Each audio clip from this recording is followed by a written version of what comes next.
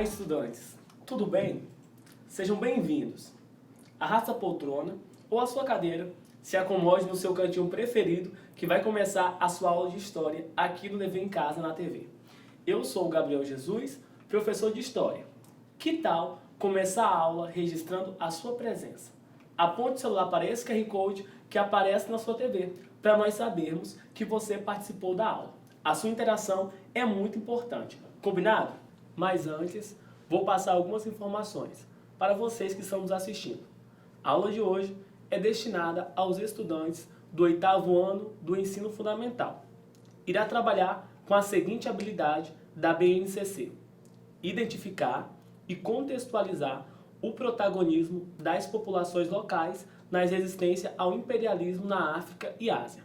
E tem como objetivo identificar os acordos e as formas de resistência da China. E aí, estudantes?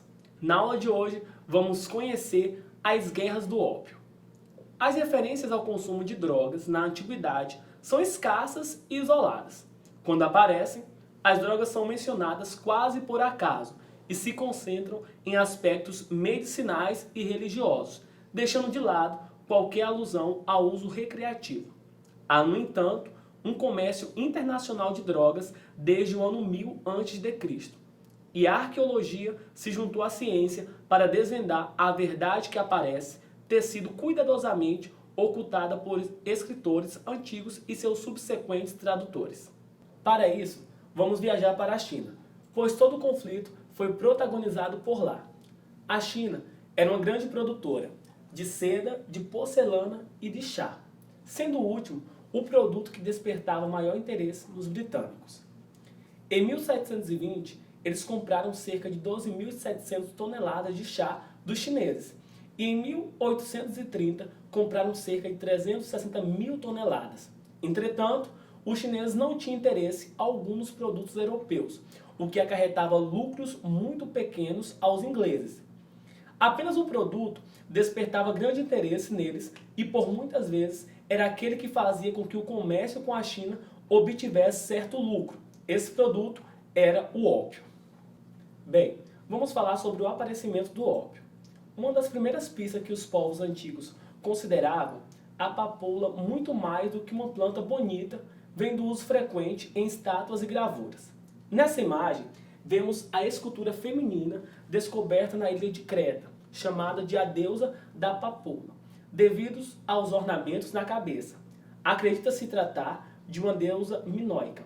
A civilização minoica surgiu durante a idade do bronze grega em Creta, a maior ilha do mar Egeu. Os arqueólogos descobriram que, já em 1600 a.C., eram fabricados pequenos frascos em forma de cápsulas de papoula, a esfera volumosa que fica sobre as pétalas da flor que produz o ópio. O formato dessas cápsulas artificiais tornavam razoável supor para que eram usadas, mas até recentemente era impossível ter certeza. Então nós podemos observar aqui, nessa parte superior, na cabeça dela, essa alusão ao ópio. O termo ópio deriva do grego opion, que significa suco, uma referência ao látex que sai quando se corta a papoula, assim como estamos vendo aqui nessa imagem. As chamadas Guerras do Ópio foram conflitos travados entre o Reino Unido e o Império Chinês na década de 1840 e 1850, que tiveram como motivo principal o comércio do ópio, isso é, uma droga derivada da flor de papoula que tem efeito analgésico, cultivada na Ásia e largamente consumida na Europa e na América durante o século XIX. Vamos entender melhor esse contexto histórico? Bem, a questão é que no século XIX, que foi, entre outras características, o século do imperialismo, o imperialismo consiste numa política de expansão e o domínio territorial, cultural e econômico de uma nação sobre outras. É que a Inglaterra foi uma das nações que mais alcançaram extensões de terra no globo nesse período. No continente asiático, os britânicos tiveram sob a sua coroa a Índia e chegaram por meio de guerras do ópio a se estabelecer no domínio de Xangai, na China.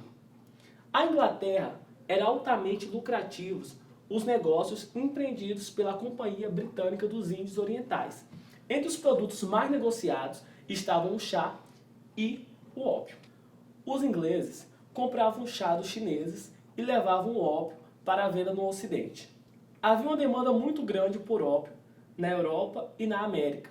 Demanda tanto farmacêutica, porque o ópio era usado em feridos de guerras e pessoas acometidas de doenças causadoras de dor intensa, quanto recreativas. Havia muitos clubes para o consumo de ópio e outras drogas nas principais cidades europeias. No entanto, os imperadores chineses viam como preocupação o uso do ópio entre a população da China. Haja vista a dependência química e a decadência física e moral causada pela droga. A partir de 1800, a China estabeleceu decretos proibindo o consumo do ópio. Entretanto, as sanções eram ignoradas e o comércio do produto com os ingleses estimulava o uso entre os chineses também. Então, nessa imagem aqui, nós podemos ver a rivalidade entre ingleses e chineses pelo comércio do ópio. O comércio do ópio era lucrativo, mas as reações ao consumo dessa droga estavam provocando problemas sociais e econômicos para a China. Apesar das várias tentativas de se barrar esse comércio ilegal, o número de dependentes do ópio aumentava. Em 1839, o governo chinês decidiu aprofundar as restrições ao comércio e o consumo de droga, destruindo 20 mil caixas de entorpecentes que pertenciam aos britânicos. É claro que esse prejuízo não seria ignorado pela Grã-Bretanha.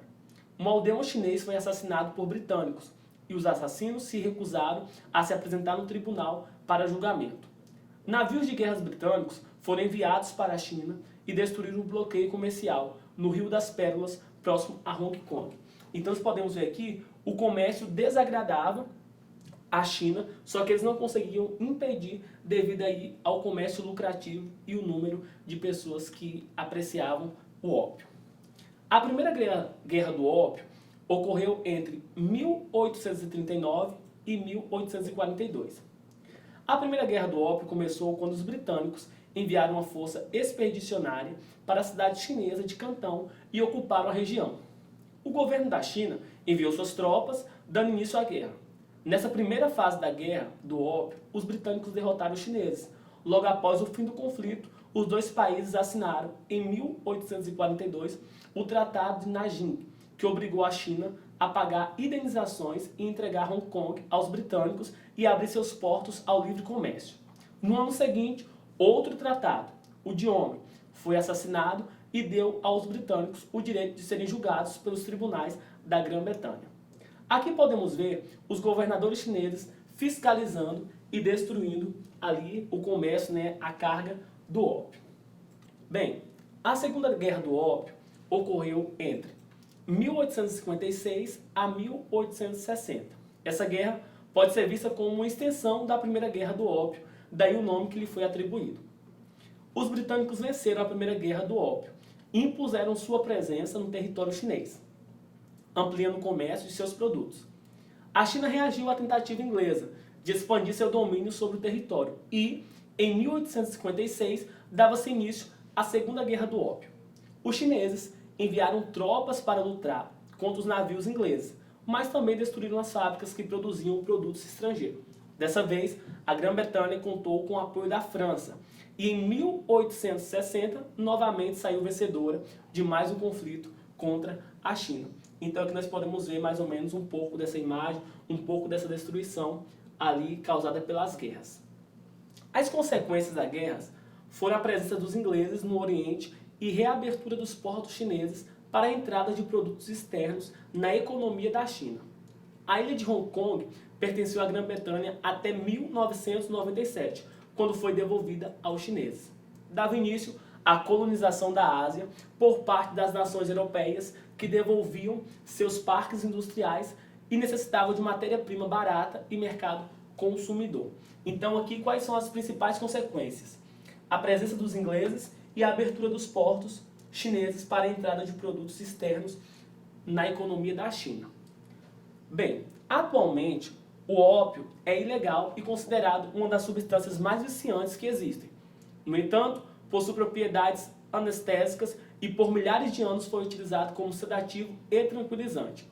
E também ministrado como remédio para diarreia, gota, diabetes, disenteria, tétano e insanidade.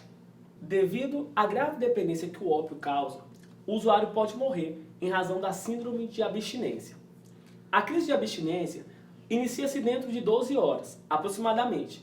Apresenta-se de várias formas, ocorrendo desde bocejos até diarreia, passando por rinorreia, lacrimação, suores, falta de apetite, pele com arrepios, temores e etc. Apesar de todos os males causados pela droga, ainda hoje é um produto bastante consumido, como mostra essa reportagem da Record TV. JR visita campos de Papoula, na Índia, um dos maiores produtores de ópio no mundo. Então, como nós podemos ver, ainda é muito apreciado. Bem, na aula de hoje, aprendemos que as guerras do ópio ocorreram na década de 1840 e 1850 em território chinês e tiveram como principal motivação a questão do comércio do ópio produzidos pelos chineses. Agora chegou a hora de testar os nossos conhecimentos. Vamos fazer uma atividade? Bem, vamos responder algumas perguntas baseado no conteúdo que aprendemos hoje. Vamos lá? A primeira pergunta é: em qual período ocorreram as guerras do ópio? E a segunda pergunta é: o comércio do ópio era lucrativo, porém quais eram as suas consequências? Eu vou deixar na tela aqui um tempo de 15 segundos para vocês pensarem na resposta e a gente volta para a correção. Combinado?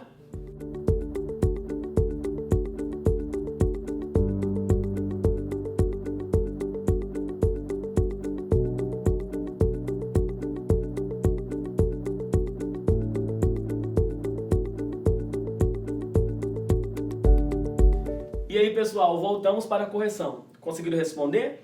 A primeira pergunta foi: em qual período ocorreram as guerras do ópio? Vamos lá? A resposta é: as guerras do ópio ocorreram nas décadas de 1840 e 1850 em território chinês.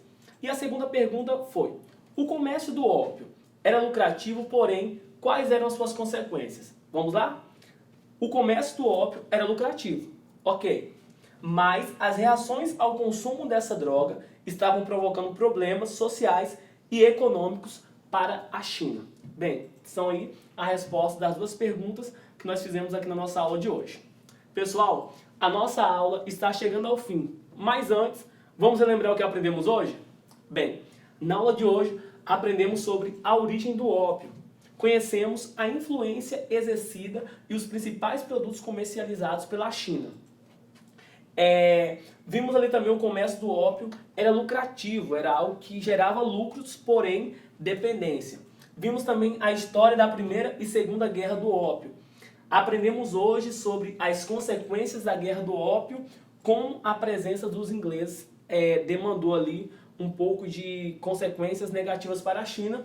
E por fim, vimos a importância da conscientização do não uso de drogas ilícitas. Não se esqueçam de registrar sua presença nessa aula. Combinado? Bom, agora é com você. Compartilhe tudo que você aprendeu nesta aula com a sua família e amigos. Baseado no que você aprendeu hoje, responda quais eram os 3 produtos que a China produzia. Você pode compartilhar a sua resposta através desse QR Code que aparece na sua TV, que é o nosso WhatsApp. 996610143. Contamos com a sua participação. Eu espero que você tenha gostado da nossa aula. Siga as nossas redes sociais, Facebook e Instagram, @Dever em Casa na TV, e acesse o nosso site tvdeverimcasa.com.br. Lá você confere toda a nossa programação, além de poder ver e rever as aulas exibidas aqui no canal. E lembre-se, mesmo distante, estamos juntos e até a próxima. Tchau!